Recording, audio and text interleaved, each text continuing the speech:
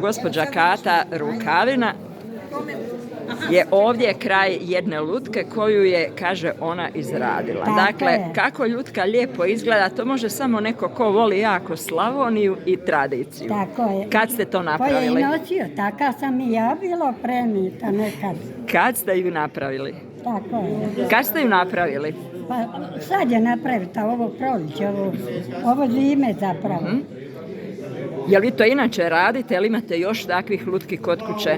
Prodala sam puno, a prvo Martine nesreće jako puno, a sad je prestalo malo, ali ipak malo još se obavimo.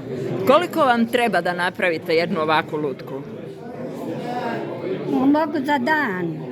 Snaja šije, Snježana šije, a ja opremam i zapovidam, krojim.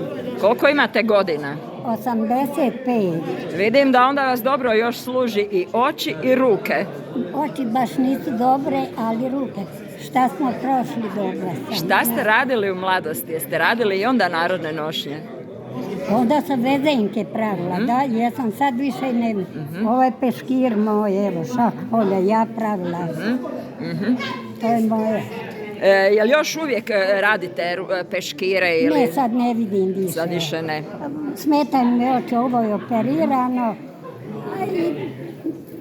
Nije to, nekad mi dojde dan da mogu, nekad ne mogu. Tako. Što je vama posebno lijepo evo u Slavoniji? Slavonija je po raznim načinima lijepa. Po čemu je vama najljepša? Pa ne znam, volim puno našu nošnju kad sam tu brodita i Zagrađu i udala se u Zagrađu i svudje proći, ali ono su rekli kući doći, najbolje. Eto tako. Još uvijek ste u narodnoj nošnji, sad ste stari pa nosite crno. Bila je umro moj ljudnjak. Da, sad je već 20. umro, da, 3. godina je nastala, eto.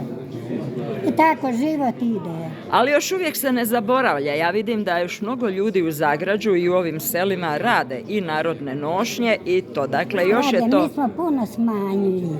Njena je bila na bolovanju pa je šila, sad ide raditi opet.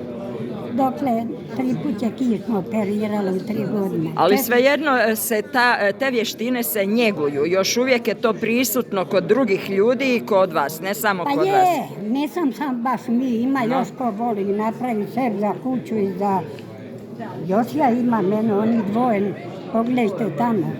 One tamo bebe, ono su naše isto. Odlično. Baba veže glavu, snaja sašije i evo ga. Eto, svako dobro. Nastavite dalje raditi da se ne zaboravi. Bože daj. Tako sam bila